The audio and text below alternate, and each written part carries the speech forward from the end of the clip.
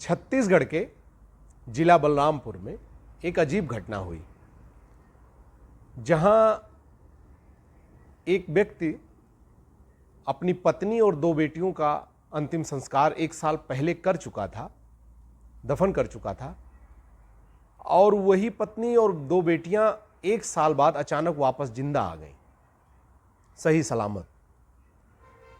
सब हैरान रह गए कि ये कैसे हो सकता है। जाहिर सी बात है, जिसका क्रियाक्रम, जिसका अंतिम संस्कार हो चुका हो और वो अचानक वापस आ जाए तो हैरान वाली बात तो है ही है। चलिए इसे डिटेल में समझते हैं, आखिर हुआ क्या था। ये घटना है छत्तीसगढ़ के बलरामपुर जिले थाना पास्ता की, जहां एक अब्दुल हसन नामक टेलर का काम करता था व्यक्ति, अब्दुल हसन उसका नाम था, और उसकी पत्नी का नाम था राबिया, और 2 बेटियां, एक छोटा परिवार, और वहीं बलरामपुर जिले में वो थाना पास्ता के अंतर्गत क्षेत्र आता है, वहीं रहते थे। छोटा परिवार, लिमिटेड इनकम, तो घर में छोटे मोटे झगड़े आम होते रहते हैं, और दोनों रहा करते थे। एक दिन अचानक 6 अगस्त की बात है, 6 अगस्त 2023 की बात है ये, घर में झगड़ा हुआ और राबिया दोनों बेटियों को लेके अचानक घर से निकल गई कि मैं जा रही हूं और मैं अपना खुद कमाऊंगी, अब तुम्हारे सहारे नहीं रहूंगी, और वो चली जाती है। अब्दुल को लगता है कि नाराज होके गई है, आ जाएगी, इंतजार किया उसने। एक दिन बीत गया तो उसे शंका हुई कि आखिर आई नहीं, तो उसके मायके पता किया। राबिया झारखंड की रहने वाली थी, तो वो पता चला वहां भी नहीं आई है। अब अब्दुल परेशान, वो थाने जाता है, पुलिस कंप्लेन करता है कि ऐसा ऐसा मामला है। पुलिस कंप्लेन लिखती है, कहती है ठीक है जाइए, जब कुछ पता चलेगा तो हम बताएंगे। अब्दुल परेशान,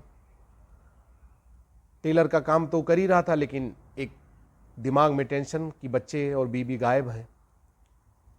एक दिन 14 अगस्त 2023 की बात है, 8 दिन बाद, अब्दुल मोबाइल पे सोशल मीडिया पे कुछ देख रहा था। ऐसे आजकल आम है, लोग सोशल मीडिया पे कुछ ना कुछ देखते रहते हैं, रील वगैरह सारी चीज़ें। तो वो सोशल मीडिया पे उसको न्यूज़ दिखती है कि बलरामपुर जिले के बाजू में एक रायगढ़ जिला पड़ता है छत्तीसगढ़ में,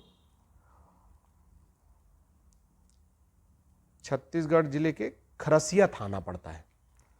वहां की एक न्यूज उसमें दिखती है कि एक महिला और 2 बच्चियों की लाश मिली है नदी में। अब्दुल को लगता है ये राबिया ही और बेटियां ही हैं। वो रायगढ़ के लिए निकल जाता है। रायगढ़ जाता है, वो पुलिस से संपर्क करता है, वो सारी डिटेल बताता है। पुलिस पास्ता थाने में कांटेक्ट करती है कि ऐसा ऐसा एक व्यक्ति आया है, क्या इसने कंप्लेन आपके यहाँ लिखवाई है, और ये इन लाश का दावा होने का बता रहा है। पुलिस कंफर्म करती है कि जी हाँ, हमने कंप्लेन लिखी हुई है उसकी, अभी तक उसकी बेटियां और बीबी मिली नहीं है। पुलिस इसको लाश को दिखाती है। चूंकि 1 हफ्ते पहले की लाश थी, लाश गल गई थी, इसको सिर्फ एक अंदाजा लग रहा था अब्दुल को कि वही है, और ये कंफर्म कर देता है कि जी हाँ, ये मेरी बेटियां और बीबी ही हैं। उसके बाद पुलिस वहीं रायगढ़ मेडिकल कॉलेज में पोस्टमार्टम करवाती है लाश का, और एक कागजी कार्रवाई जो होती है करने के बाद लाश हैंडओवर कर देती है। और अब्दुल क्या करता है, रायगढ़ में ही उनका दफन कर देता उन लाश का, तीनों का, और घर चला आता है। अब्दुल घर चला आता है। उसके बाद 1 साल बाद राबिया अपनी बड़ी बहन से संपर्क करती है फोन पर, और उसकी बड़ी बहन दिल्ली में कहीं रहती है अपने हस्बैंड के साथ।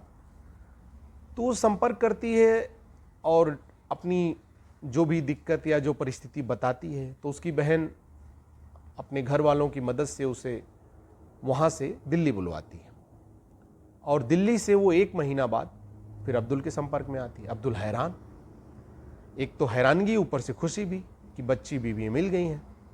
फिर वो 1 महीने बाद घर आती है तो और सब हैरान। फिर थाने की पुलिस को पता चलता है, जबकि ये लोग बताते भी नहीं है, लेकिन पुलिस आती है।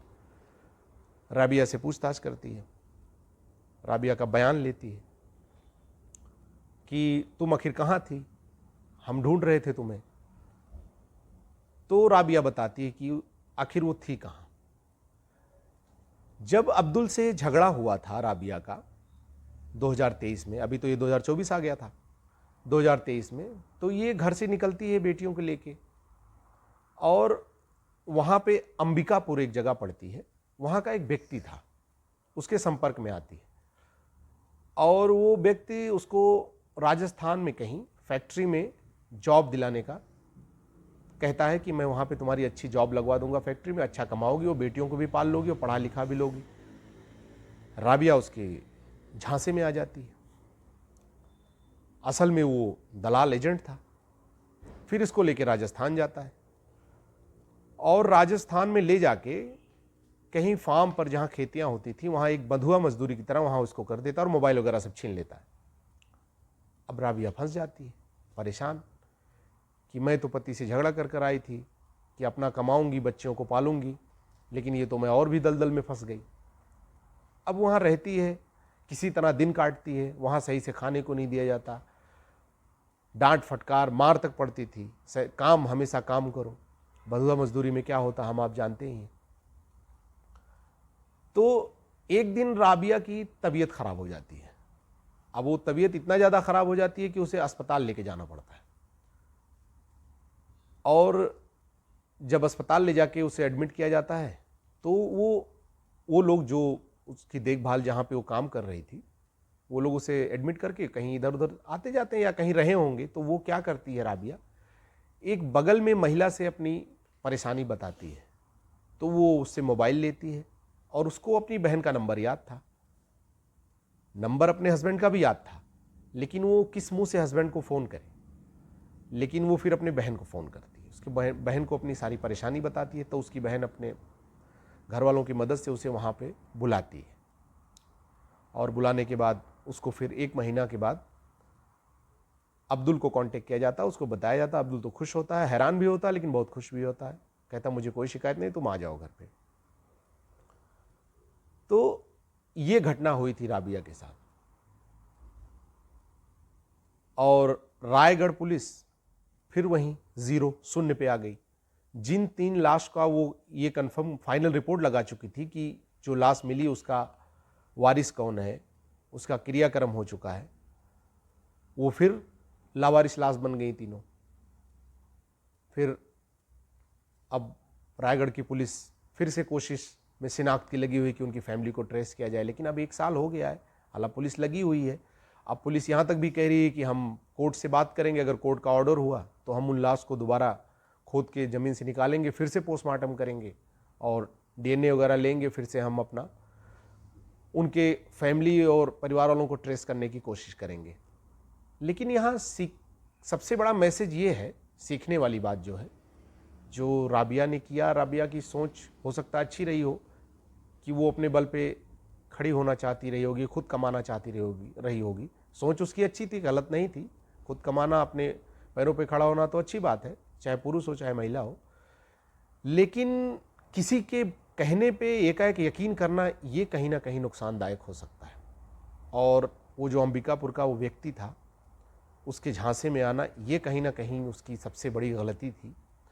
ऐसे किसी के कहने पे, और इतना दूर, अगर आसपास कहीं कोई नौकरी लगवाने की बात कर रहा तो समझ में आता कि चलो भाई एरिया मैं जानती हूँ, मैं चली जाऊँगी और वापस भी आ जाऊँगी।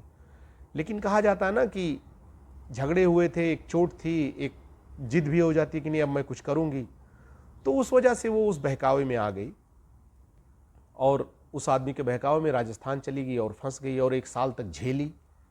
लेकिन इससे हम आप सबको एक सीख लेनी चाहिए कि किसी के कहने पर हमें आंख मूंद कर भरोसा नहीं करना चाहिए और अपना भी दिमाग लगाना चाहिए और सतर्क रहना चाहिए।